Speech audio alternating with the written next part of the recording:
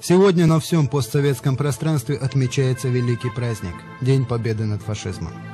20 миллионов жизней представителей более чем 100 народностей, населявших великую страну, было положено на алтарь этой победы.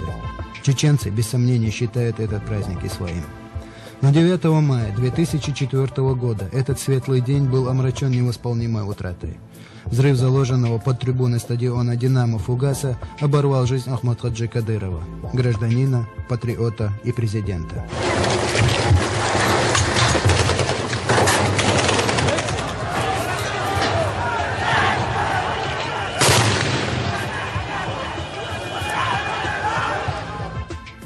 Уже в который раз страшный удар наносился чеченцам в дни всенародных праздников. 23 февраля, День защитника Отечества, был навсегда омрачен в лютом военном 44-м. Как правило, предательские удары всегда наносятся в самый неожиданный момент, как случилось и с Ахматхаджи.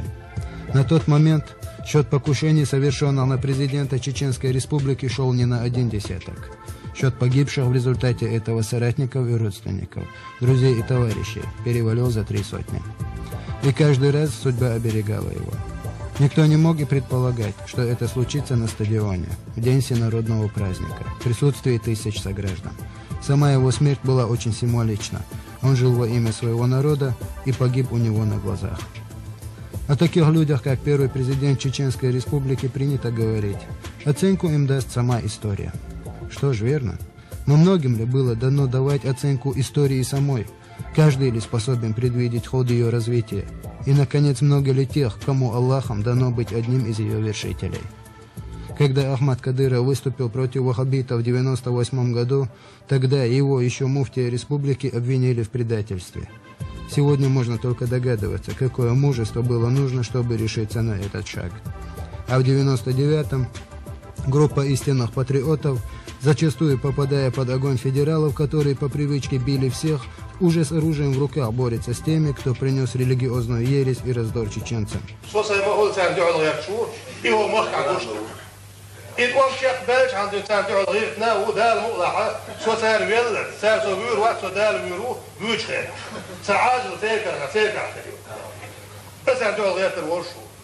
Личная встреча Ахмата Кадырова и президента России Владимира Путина, двух величайших людей эпохи, кардинально меняет ситуацию. Они поверили друг другу, и это остановило войну. Не сразу, не вдруг. Но постепенно конфронтация, напряжение в обществе снизились. Это, конечно, был уникальный человек, абсолютно целостный, порядочный и в высшей степени мужественный. Никогда для себя ничего не выговаривал. Всегда, когда бы мы с ним не встречались и о чем бы ни говорили, все сводилось к интересам чеченского народа. И, конечно, не может не вызывать уважения народ, у которого есть такие сыновья. Начался процесс амнистии тех, кто не совершал кровавых преступлений.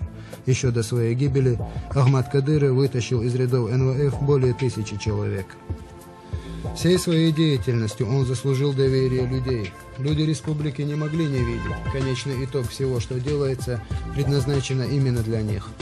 9 мая 2004 года оборвалась не только жизнь духовного и политического лидера. В глазах врагов чеченского народа была похоронена надежда чеченцев на лучшее мирное будущее. Хвала Аллаху! Ахмад Хаджи на тот момент создал крепкую команду единомышленников, твердо уверенных в правильности выбранного пути. Они хорошо усвоили уроки прошлого, и лидер у них был. Вполне могло так случиться, что Ахмад Хаджи и Рамзан, и его сын, могли оказаться в тот день на стадионе вместе. Рамзан был при отцене отлично. Водитель, телохранитель, первый помощник. Но Всевышнему было угодно, чтобы Рамзан продолжил дело, начатое тем, чей земной срок был закончен 9 мая. Рамзан лучше других знал чаяния и надежды отца, истинную его цель, а собственная энергичность и врожденный дар лидера позволили ему и команде Кадырова консолидировать разрозненное чеченское общество. Да, я не считал бы себя чеченцем, бросить все, уехать из Чечни и потом приехать и говорить, что я чеченец, что я что-то хочу для своего народа. Сперва на посту первого вице-премьера правительства, затем председателем правительства Чеченской Республики, Рамзан проявил незаурядные управленческие и организаторские качества. Он не принимался за что-то отдельно. Весь спектр проблем республики, подвергшийся тотальному военному подавлению, потерявший сотни тысяч своих граждан, он начал решать в комплексе. В начале 2007 года по представлению президента Российской Федерации Владимира Путина Рамзан Ахматович Кадыров утвержден чеченским парламентом на пост президента Чеченской Республики. Это открыло новую качественную страницу в мирном развитии нашей республики. Мне нравится строить, наверное, прошло это от отца, который немало сделал для нашего народа. Заслуга Ахмата Кадырова перед чеченским народом, перед миром, в том, что он предвидел пути урегулирования страшнейшей несправедливой войны, знал пути выхода из тупика и до конца был верен долгу гражданина перед Родиной. Благодаря его несгибаемой воле и преданности делу, в которое он верил, Чеченская Республика восстала из праха. Ахмат Кадыров сочетал тонкий ум аналитика, глубину знаний ученого и обширное знание норм и принципов ислама. И применял все это с настойчивостью и воодушевлением патриота. Именно по его настоянию определение статуса Чеченской Республики и принятие Конституции было вынесено на всенародный референдум в марте 2003 года.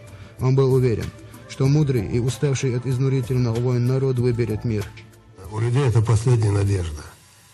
Последняя надежда, чтобы выжить. И они с этой надеждой пришли на эти выборы. И я говорил, и сейчас могу повторить, если эту надежду мы потеряем, то никогда мы больше курным этот народ не вытащим. Он предполагал, что города и села при правильном подходе будут восстановлены.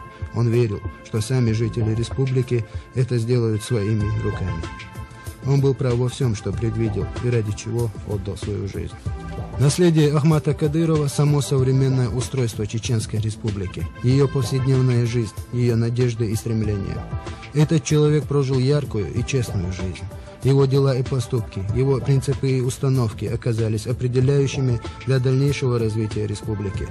Мудрец, философ, богослов и просто честный человек.